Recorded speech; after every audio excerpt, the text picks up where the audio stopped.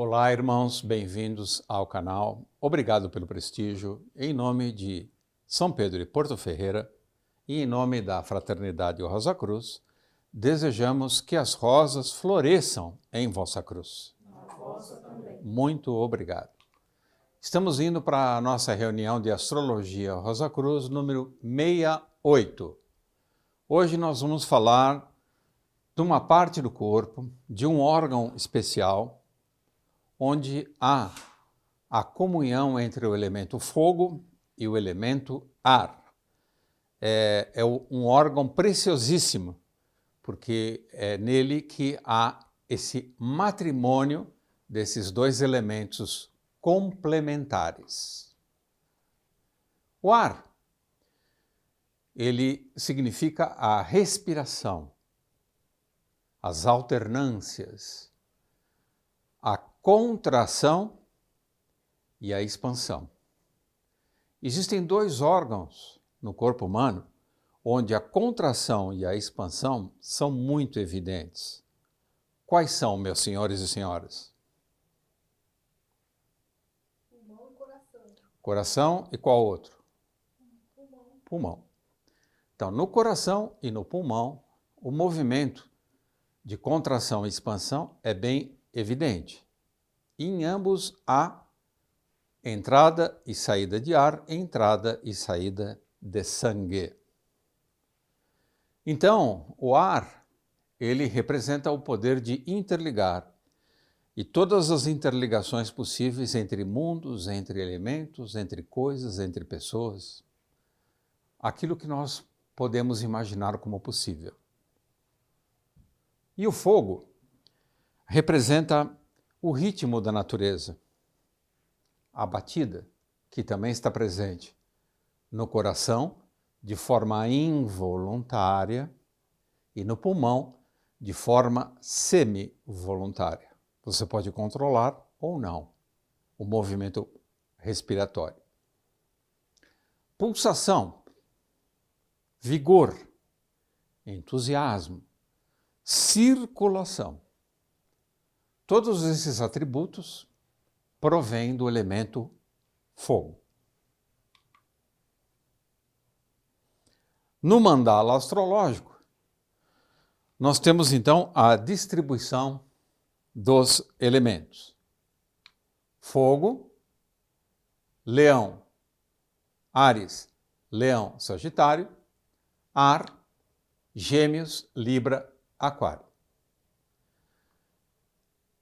Esses dois elementos representam o impulso para subir, o impulso para elevar-se, que é o movimento oposto ao elemento água e ao elemento terra. Tanto a água quanto a terra, o movimento natural é de descida.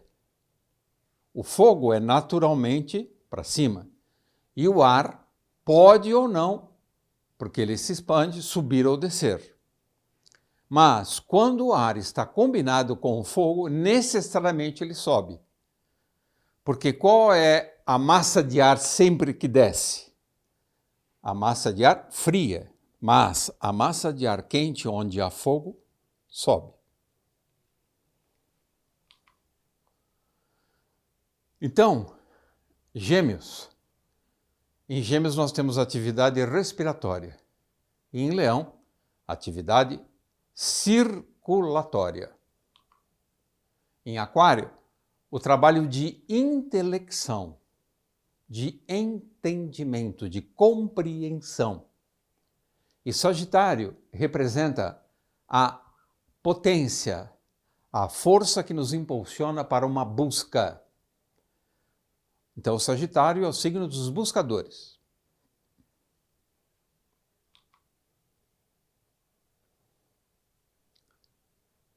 Separação refere-se à análise. Unificação refere-se sempre à síntese. Analisar necessariamente significa fragmentar, dividir. Sintetizar necessariamente significa devolver a unidade, devolver a totalidade.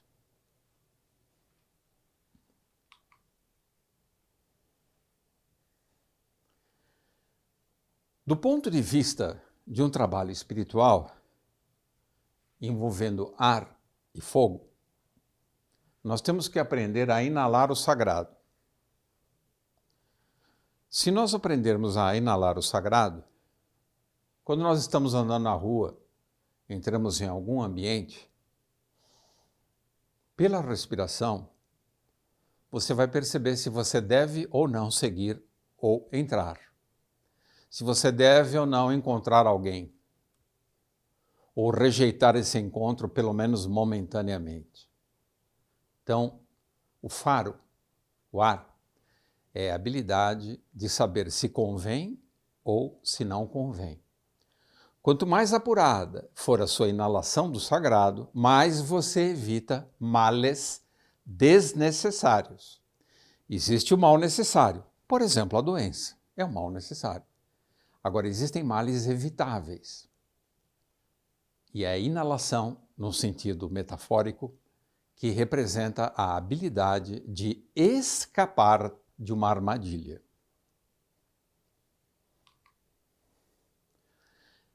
E também a habilidade de exalar o sagrado. Como? Então você entra num ambiente, independente da qualidade, da tônica, da vibração, você inala o ar daquele ambiente, processa na sua alma, através dos pulmões e da circulação, e devolve para esse ambiente uma atmosfera vibracionalmente purificada.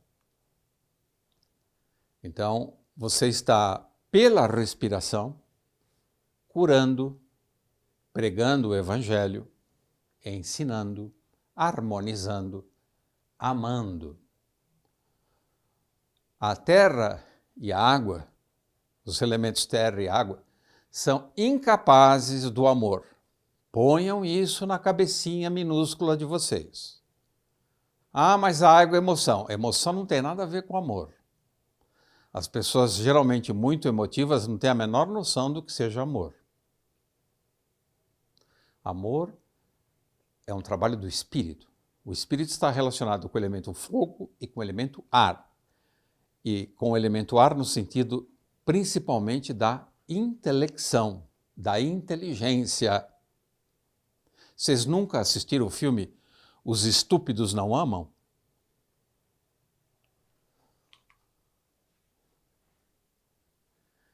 Inspirar profundamente é aspirar, puxar com fé. É saber esperar com esperança. Como normalmente nós esperamos as coisas? Com muita ansiedade. A ansiedade é inimiga da esperança. É um desequilíbrio afetivo. Saber esperar com esperança é saber que há um tempo para as coisas acontecerem. E é dar esse tempo, é demorar até que o fruto esteja maduro.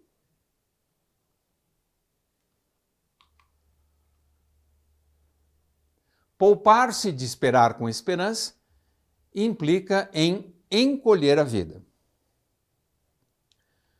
Vamos dar um exemplo muito simples, que todo mundo vive isso diariamente. Uma pessoa te faz uma pergunta e ela é ansiosa. Ela não espera você responder ou não espera você terminar a resposta, porque ela não está te ouvindo.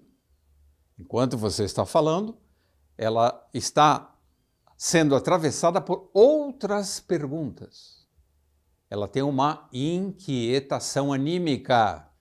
Ela é uma pessoa perturbada. Qual é uma medida segura do grau de perturbação de um ser humano?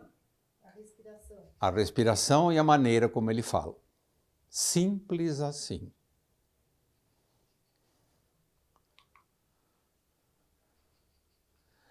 Pelas narinas, relembramos do sopro divino que no paraíso primordial nos inundou, nos animou com a vida e o barro adquiriu movimento. O Verbo se fez carne. A matéria ficou animada, ganhou alma, ânima. Então, toda vez que inalamos, podemos lembrar desse momento em que Deus insuflou sua própria vida no nosso veículo. E qual é uma atitude decisiva para quem leva a vida a sério? Veja, é só para quem leva a vida a sério. Esse canal, que fique bem claro, não está sendo elaborado, construído, a gente não vai ao ar para quem não quer levar a vida a sério. É importante que vocês ouçam isso, né? Nos interessa quem quer compartilhar conhecimento com conteúdo, quem quer realmente dar uma direção vertical para a sua existência. Porque existir sem vertical significa permanecer na horizontal. E quem só permanece na horizontal não sai do lugar, na verdade, por mais que se movimente. Estará sempre na horizontal.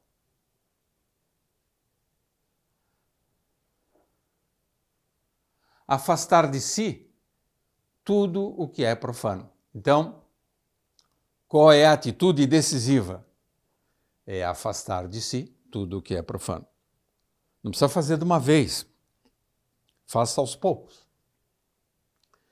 Elimine da sua vida o que é iníquo, o que você reconhece como perda de energia monetária, perda de energia psíquica, perda de energia emocional, perda de energia mental.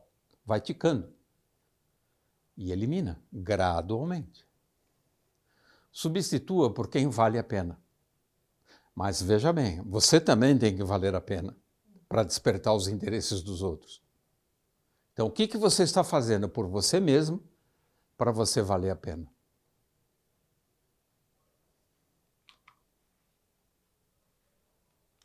O sagrado nos aproxima do silêncio divino, do silêncio de Deus, e nos afasta das ruidosas massas humanas.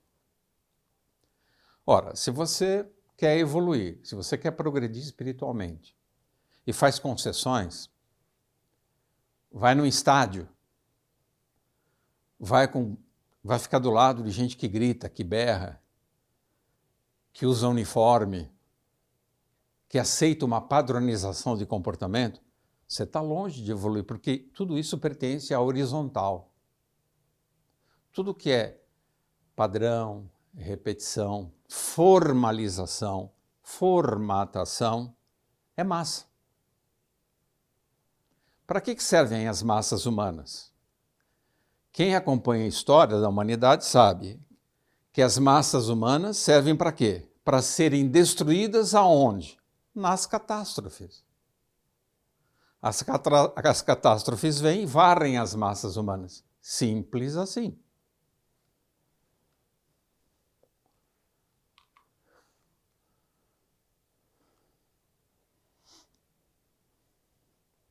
Então, nós temos essa triangulação do elemento fogo que nos interessa muito. Então, os signos de Áries, Leão e Sagitário.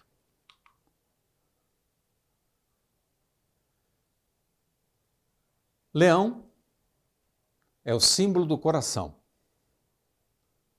Sagitário, o intelecto. E nós podemos associar a Áries a vontade de falar, de construir, de comandar, a boca, a língua. A língua é governada por Marte. Marte é regente de Áries.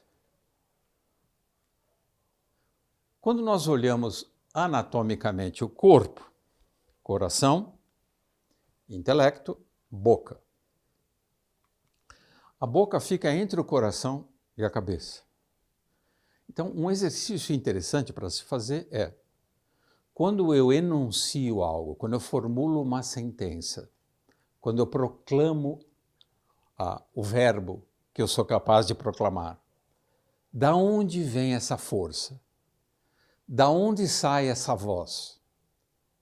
que é ativada nas minhas cordas vocais, no meu órgão fonador. Da onde? O ideal, segundo a filosofia Rosa Cruz, é que seja uma combinação harmônica entre o coração e o intelecto. Um equilíbrio. Mas a língua é perigosa, porque ela é governada por Marte. Então ela tem um grande teor de violência, inclusive de podridão. Porque Marte também governa Escorpião.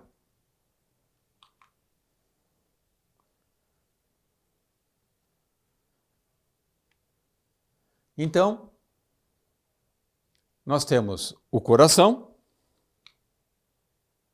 a inteligência e a boca. Em geral, durante a nossa encarnação, durante o nosso tempo de existência, a nossa língua, a nossa boca foi um instrumento de destruição, foi uma arma terrível. Então nós temos que fazer um relatório para a nossa consciência. De que forma eu venho utilizando esse instrumento maravilhoso, que expressa o que nasce no coração e na mente.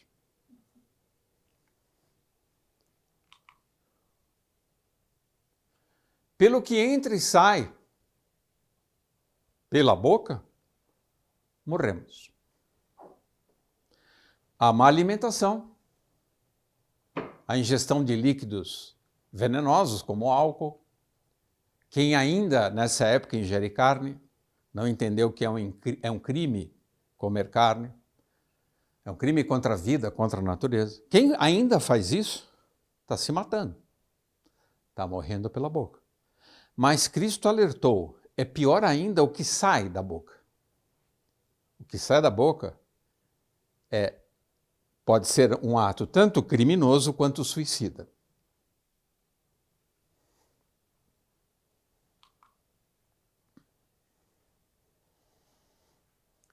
Então, o grande problema é que pela boca, como nós normalmente não temos um critério razoável, ético e moral, nós não temos um seletor aqui na garganta que impeça, que freie algumas palavras mortais de saírem e atingirem o próximo, as pessoas, a natureza, as plantas, os animais.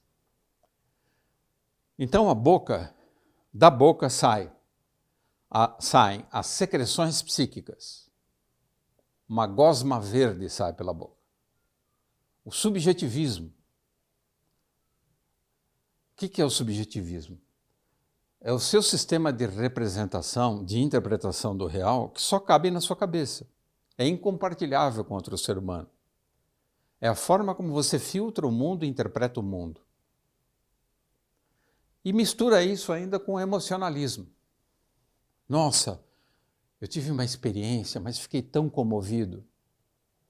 Foi tão revelador para mim. Pode ser a coisa mais boba do mundo, sem nenhum fundamento, sem nenhuma substância. É só um extravasamento emocional, uma despressurização psíquica.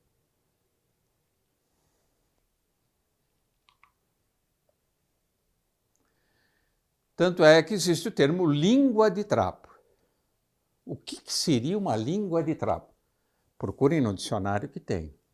Quem nunca ouviu essa expressão, procura o significado. Mas é fácil de compreender. Por exemplo, nós sempre recomendamos as obras de Shakespeare. Shakespeare é um dos maiores iniciados que a humanidade já teve. Gênio absoluto. Uma das suas obras é Otelo, bastante conhecido. Otelo é um personagem, é um mouro, ele é moreno, que tem uma ascensão social muito rápida. Portanto, quando isso acontece, invariavelmente a pessoa se torna vítima da inveja. E o invejoso, no caso, é um falso amigo de Otelo, que é o Iago. Além do Iago ter uma ascensão, ele consegue casar com a mulher mais linda daquele local que ele vive, daquele reino. Então, Iago envenena o sangue, o ouvido de Otelo, a ponto de ele desdenhar Desdémona, a esposa dele. Até, finalmente, por ciúme, um ciúme altamente perturbador, ele retira a vida de Desdémona. Então, isso é para a gente perceber o que o Shakespeare está querendo mostrar para nós, é que a língua é muito mais poderosa do que julga a nossa vã filosofia. As palavras podem matar, e podem matar até lenta e cruelmente.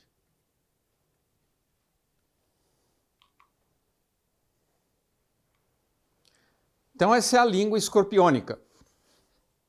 A língua escorpiônica é a língua ferina, da onde saem vitupérios, da onde saem os venenos.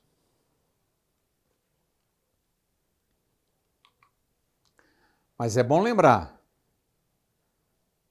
que o que sai dali é marciano. E é uma combinação entre o que tem no coração e no intelecto. Então, existem duas áreas que nós temos que realizar uma faxina, uma limpeza, no coração e na mente.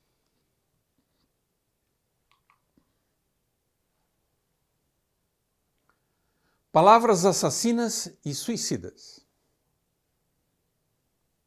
Por que a palavra é suicida? Porque todo mal que você lança para fora, ele cedo ou tarde retorna.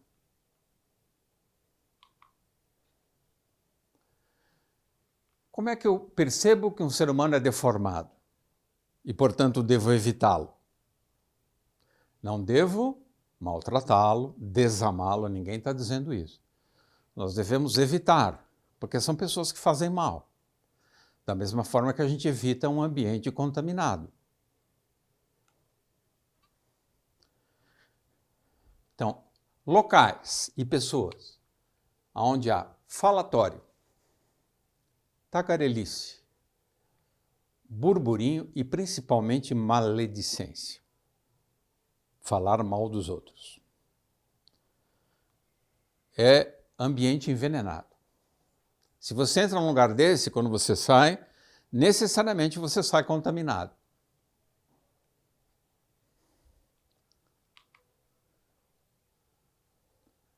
A boca transformada, então, em esgoto.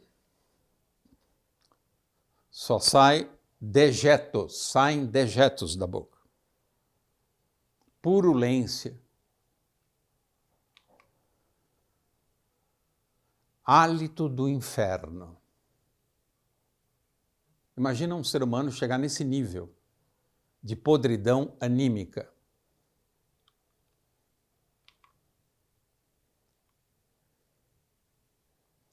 A boca despeja a matéria imunda do cérebro e os gases venenosos do coração. Então, esse indivíduo ele já está em estado de putrefação interna. E a boca desvela essa podridão.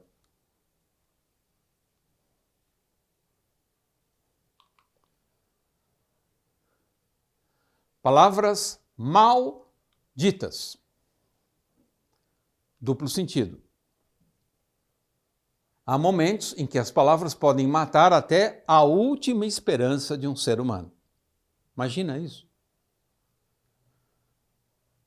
Leva o indivíduo a um estado de depressão completa, de absoluta descrença. O último alento vai embora. É possível. Quem tem a habilidade, por exemplo, de roubar a esperança dos outros? Os cínicos. Todo cínico, a habilidade fundamental de um cínico é roubar a esperança de uma pessoa. No filme que nós analisamos, Pobres Criaturas, o cínico do filme tentou roubar a esperança de Bella Baxter, mas deu o efeito contrário. Ela, conhecendo a miséria humana, ela se sentiu na obrigação de minimizar essa dor.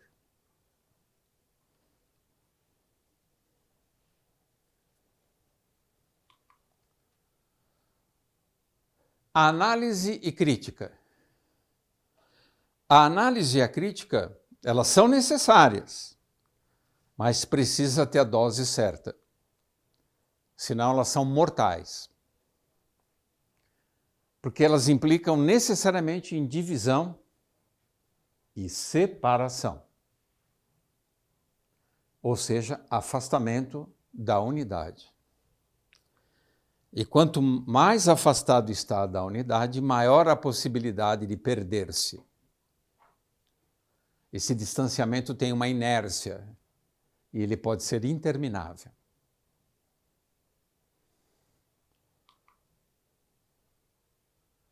O que é a suprema síntese? Ao contrário da análise e da crítica, é a reintegração ao seio da unidade. É a reintegração com a unidade, na unidade. Que é o zodíaco. Por isso que é importante meditar muito sobre o mandala zodiacal. Isso é uma unidade. Não é a única, é uma possibilidade de unidade. Onde nós temos num trabalho conjunto sinfônico 12 hierarquias operando em conjunto com a evolução da humanidade como um todo e, ao mesmo tempo, de cada indivíduo.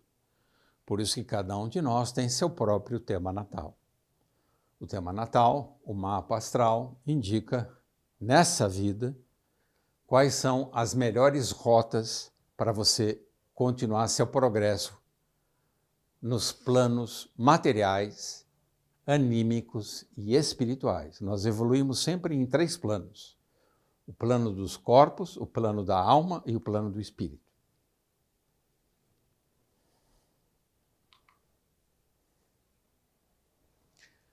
Então, o processo de retorno à unidade implica em recompor a unidade orgânica. Vamos dar um exemplo simples. O nosso corpo é uma anomalia. Ele não é natural. Ele é antinatural. O que pregam as leis básicas da termodinâmica?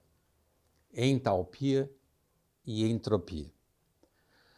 A entropia diz que todos os sistemas caminham por uma desordem natural. A ordem é uma exceção. Para você ter um corpo ordenado, você vai contra uma lei da natureza, que é a lei da entropia. Para você manter as células unidas, o sangue circulando, a respiração, o cérebro funcionando, tudo isso depende de ordem e ordenação. Quando o espírito sai do corpo, e a alma também, o corpo já não consegue deter os processos entrópicos e ele vai se decompondo. Ele fica irreconhecível. Todos os componentes do corpo voltam à sua base natural na Terra, aos elementos químicos. Quando você cultiva a unidade orgânica, o seu corpo é extremamente saudável. Quando não, começam a surgir as doenças. O câncer, por exemplo, denuncia que a entropia tomou conta do seu corpo. E seu corpo começa a trabalhar contra ele mesmo. Começa a se destruir, se decompor.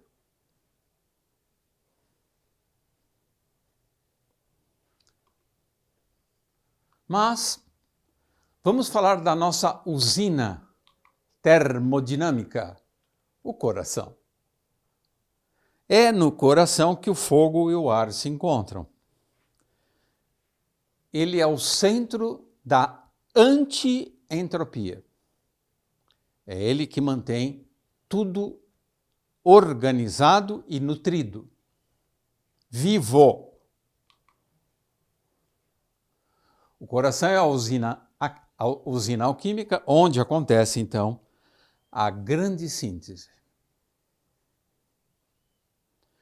Então, o que dá mais garantia para que a minha língua não seja uma arma destrutiva? O coração. É mais interessante a língua seguir os ditames do coração. Porque no coração há unidade.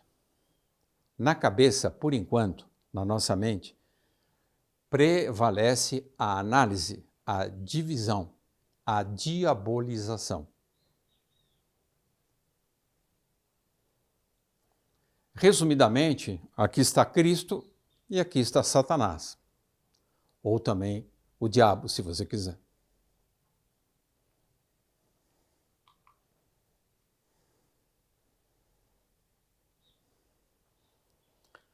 Então, a partir do momento que eu me torno uma unidade orgânica completa, inteira, eu reconquisto a inteireza, o próprio coração garante que meu corpo seja uma fornalha irradiante. Então, através da respiração, quando eu exalo, e do calor que meu corpo também exala, eu curo, eu limpo, eu transformo o ambiente e as pessoas, sem precisar abrir a boca. Isso que é muito importante.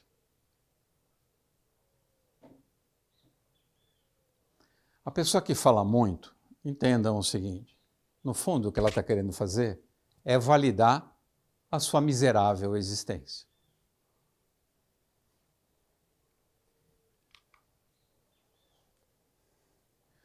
No coração, a circulação externa de tudo, das pessoas, do ar, das coisas, interpenetra a circulação interna.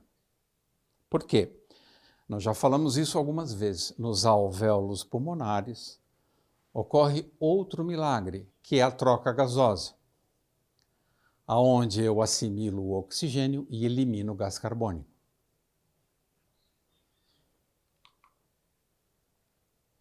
Nos meandros do coração acontece o matrimônio, então, entre o elemento ar e o elemento fogo. Falando no sentido mais místico, a forma mais elevada de pensamento, ar, ocorre no sangue do coração. Aqui está a verdadeira inteligência. Essa inteligência aqui é um acessório.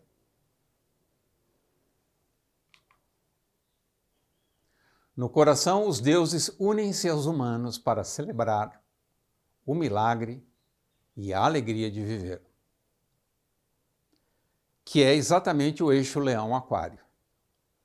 O eixo leão-aquário, que unem o fogo de leão com o ar de aquário, representam essa celebração da vida.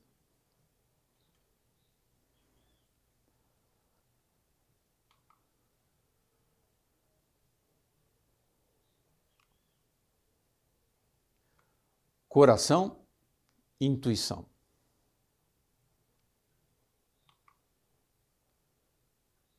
O feliz matrimônio, então, entre o fogo e o ar. Então, o coração pode ser visto, metaforicamente, como um altar. Nesse altar, então, é celebrado o matrimônio entre esses elementos. Os 3 signos de fogo com os 3 signos do elemento ar. Se eu conseguir, através de um exercício meditativo, conduzir a minha respiração, a minha circulação sanguínea, conscientemente, para realizar essas bodas sagradas, essa união mística, que sensação maravilhosa! Quando eu tiver tempo, eu faço isso todo dia, eu conto para vocês. Então, Leão, Aquário, esse eixo de signos fixos, eles representam a potência de viver no mais alto grau.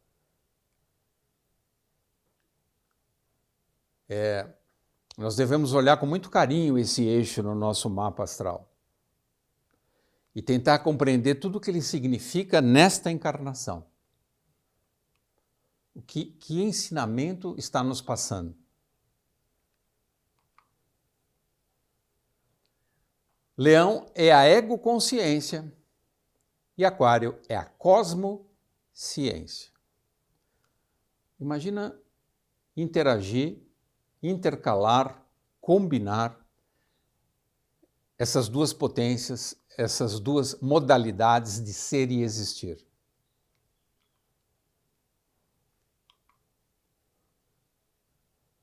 No coração, as dádivas celestes encontram as aspirações humanas. Aqui, deuses e seres humanos se encontram. Olha que coisa espetacular! Como é que eu vou maltratar meu coração? Com alimentação pesada, ingerindo venenos, coisas tóxicas, ouvindo e falando coisas tóxicas. É um crime. Tem que parar com isso.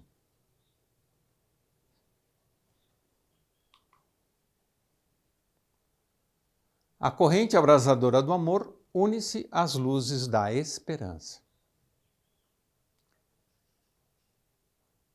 Amor e esperança. Que coisa espetacular. São indissociáveis. Quem ama tem esperança. E quem tem esperança espera o amor.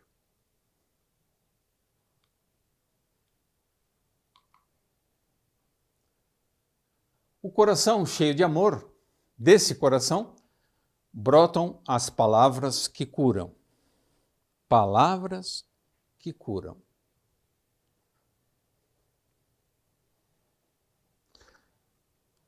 Maria Gabriela, você pode vir aqui à frente? Obrigado. Eu queria que você falasse um pouquinho, porque a Fraternidade Rosa Cruz tem o serviço de cura, a importância, por exemplo, de oficiar o ritual de cura ou o ritual do templo. Que tipo de vibração a gente vai criando dentro da nossa casa, do nosso quarto, com os nossos amigos?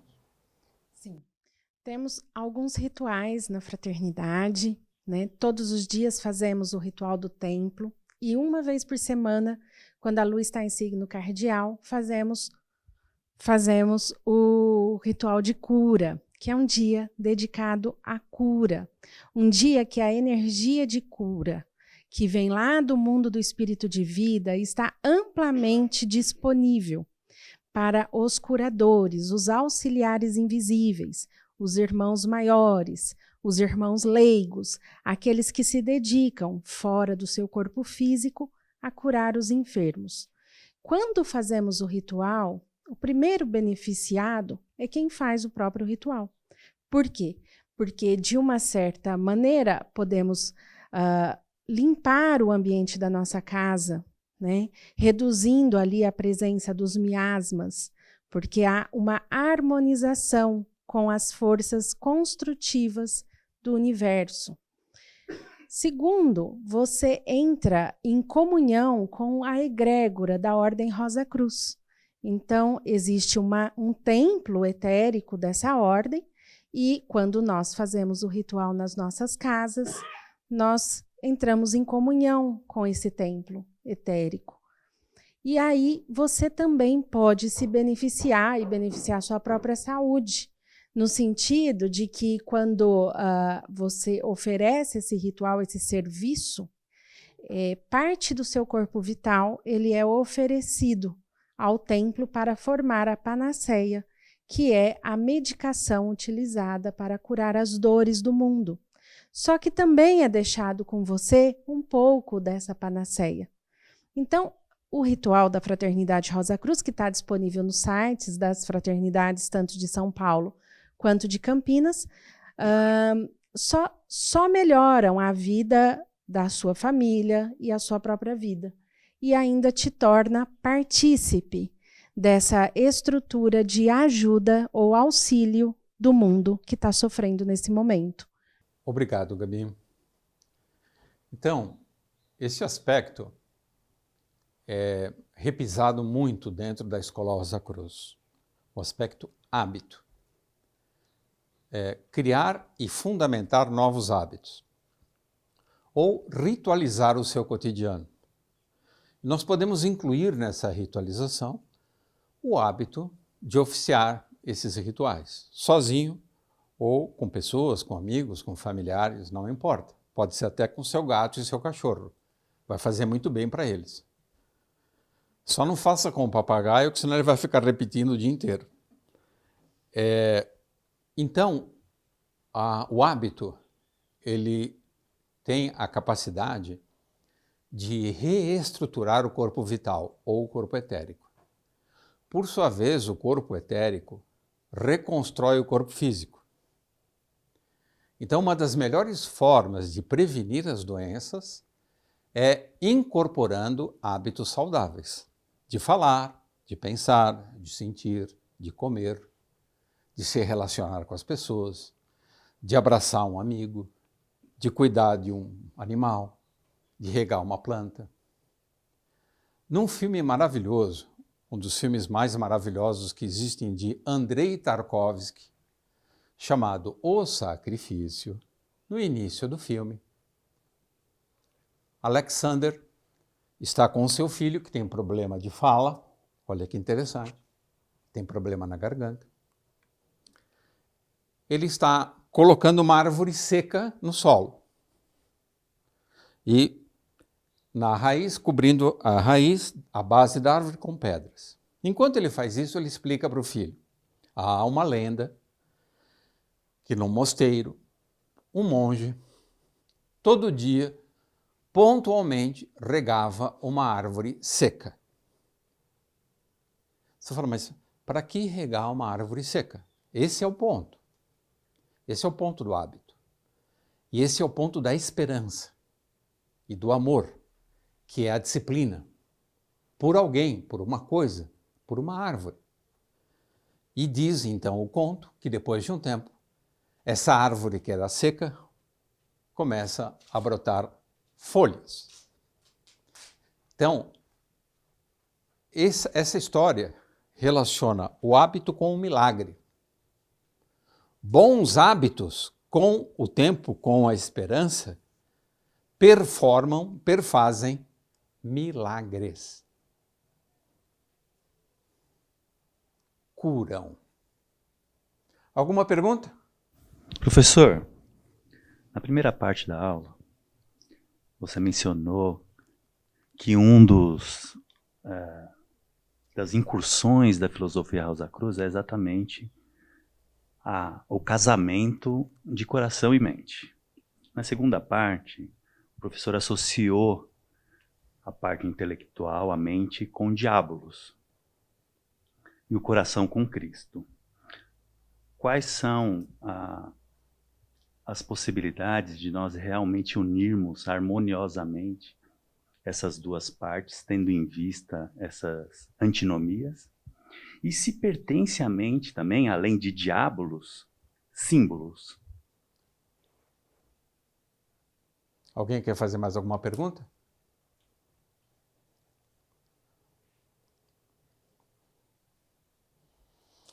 Eu estou me referindo ao estado mental da humanidade agora. Tudo que existe é divino e perfeito. Mas quando manuseado pelo ser humano, que está ainda na infância da evolução, há um alto índice de perversão, por enquanto. Então a mente, ela também é a sede da astúcia, porque ela faz uma aliança com o corpo de desejos. Então ela não é uma mente pura, ela é uma mente poluída. E a oração Rosa Cruz diz que uma lente manchada não pode produzir uma imagem nítida. Então, e São Paulo diz que nós vemos como? Por espelho, de forma invertida e obscura. Então, esses elementos dizem que a mente é importantíssima, mas ela ainda não é muito confiável, porque a mente mente. Então, nós temos que purificar esses veículos, esse é o trabalho do hábito, para eles se tornarem confiáveis. O nosso coração ainda também não é confiável. Ele é sujeito à paixão, o nosso sangue é envenenado pelo sangue venoso, da luxúria. Então, nós estamos falando em termos ideais. O nosso intelecto ainda é diabolizável. Por isso que ele está associado à Torre de Babel, à Torre da Discórdia. Mas isso é por hora. Essa mesma Torre de Babel se transformará na Nova Jerusalém. São estágios. Você tinha perguntado mais alguma coisa? Diabolos e símbolos. Tá. Sim. O símbolo ele está associado mais ao lado direito do cérebro e o diabolos ao lado esquerdo. Então, a Nova Jerusalém, segundo a filosofia Rosa Cruz, é o momento em que esses hemisférios trabalharão harmoniosamente. Aí, essa divisão da torre, onde cada um fala a sua língua, que é o império da subjetividade, vai desaparecer naturalmente. Então, a nossa fala será simbólica, metafórica, alegórica, poética. O que significa poiesis em grego? Produzir. Olha que louco. E como é que fala arte em grego? Tekné. Olha que loucura. Então, no fundo, tudo é uma técnica. É uma habilidade a ser conquistada. E como é que você conquista uma habilidade? Através do hábito. Está respondido ou porcamente respondido? Chega? Porque eu não ganho nada. Não aguento mais ficar aqui falando. Beleza? Então, prosseguiremos na reunião de número 69 e desejamos então a todos que nos acompanham que as rosas floresçam em vossa cruz. Muito obrigado. Se você gostou do nosso vídeo, se inscreva no canal e ative o sininho. E compartilhe com os amigos. Que as rosas floresçam em vossa cruz. Na vossa também. Obrigado.